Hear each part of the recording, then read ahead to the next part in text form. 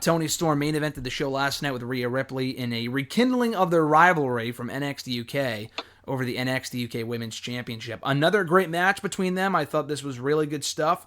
Toni Storm winning following interference from Raquel Gonzalez. So the women get the main event slot for the second straight week. Actually, maybe the third straight week. Because I think Shotzi and Raquel main evented the show 2 weeks ago before War Games. So at least 3 weeks in a row that these women have main evented the show, which is pretty awesome. Which is cool. But yeah, the women's division is the best anywhere in the world at the moment. The matches are great. They have like 3 different storylines going on right now. And the title picture is more exciting than ever before. And that's even with Tegan Nox being injured and Mercedes Martinez not being back yet, which I think is pretty impressive. Yeah, no, the women's division's stacked. I mean, we discussed this at the beginning of the year. They had so many possibilities.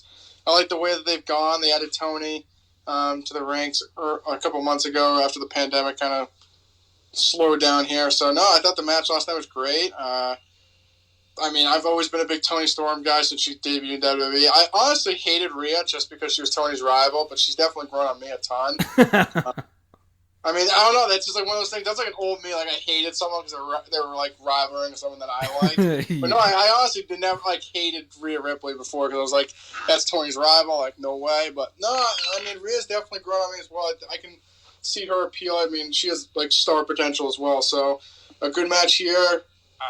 I kind of assumed Raquel would get involved, and she did. It just seemed like the way that they were kind of focusing, it was going to be Rhea and Raquel again. So Toni wins here. Makes sense to have her and Io next. I mean, they had that.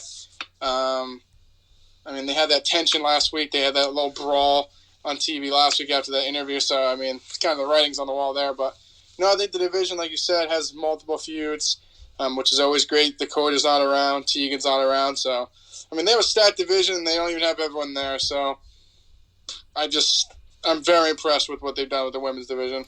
Well, as you just said, the women's division is so stacked right now. I got to add this. I'm literally reading this report as we speak at the moment. This is from 411mania.com, but they obviously cycle news from other websites, from like PW Insider. So this is what it's saying right here in the report. It says they're talking about Melina, who remember her return was rumored a couple of months ago. Yeah, I saw that. Yeah. So it's saying right here, it's saying according to a report by PW Insider, this was the original plan for Melina's return back in September when she was reported to come back to WWE. The plan was reportedly to have Robert Stone manage Melina on NXT rather than having her return on Raw or SmackDown. After Mercedes Martinez left Robert Stone, Stone was said he would go after bigger stars, which was reportedly in reference to Melina. Melina then came to Orlando for NXT TV, but there was a bad COVID-19 outbreak in NXT at the time, resulting in her debut not happening. WWE reportedly wanted Melina to work with younger NXT talents and help them learn how to showcase themselves better as superstars. When the news first was reported, she denied the rumors. So it looks like Melina might be coming to NXT as opposed to Raw or SmackDown, which I was not expecting. But, I mean, honestly, Raw and SmackDown probably need her more just because their divisions are just almost terrible at the moment, but more so Raw than SmackDown. But I wouldn't be opposed to that. Melina and the Robert Stone brand, I think, would make sense. Yeah, it could work. I mean, like you said, I think Raw and SmackDown could use her more. She's already been on the main roster.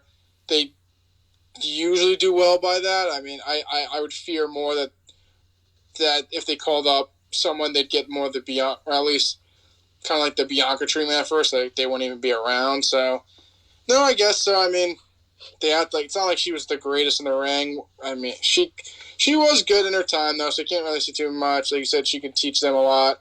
Maybe she'll have them sleep with the biggest star in the company. Maybe they'll help them out. Hey, don't be slandering Melina. You're on my show. I just got off topic there. You want me to say the same thing about Kelly Kelly?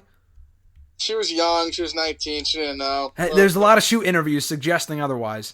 I don't think that's true. But no, I would rather see her on Raw and SmackDown. She doesn't need to be on NXT. The division's already stacked. You don't need her down there. Yeah, you don't need her down there, and then they bring in some other woman, and then she feels like a star. So you know what? We say that, but then they bring in someone else. Like they brought in, I didn't think they could debut more women and utilize them properly in a division that's so stacked at the moment, but they have successfully built up Shotzi Blackheart this year to be what feels like a star on that show. And they've also managed to bring... What'd you say? I said, I'm honestly not a huge Shotzi guy. I like Shotzi, and they've also managed to bring in Indy Hartwell, and she's in a perfect role right now with Candice too, and that's another woman added to the roster. So I think they're doing a great job with the women at the moment. Not a big Indy fan either. I like Indy. I mean, I've been following her forever, so I'm a fan of her being on the show. And Raquel Gonzalez. I mean, she was someone I could not have given two shits about 8 months ago.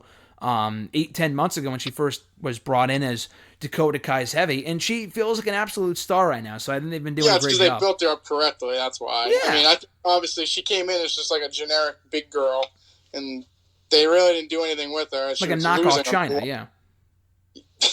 I mean, honestly, that's what she felt like. In a good way, not in a bad way. Okay. But yeah, I thought her putting her with Dakota, I didn't think there was really any negatives. So, I mean, she's done well in that role. It seems like she can break out on her own. But, I mean, give me a little Kaylee Ray. Like, where's Kaylee Ray? Just about to say, dude, what if they bring over Kaylee Ray? You might fall out of your bed again.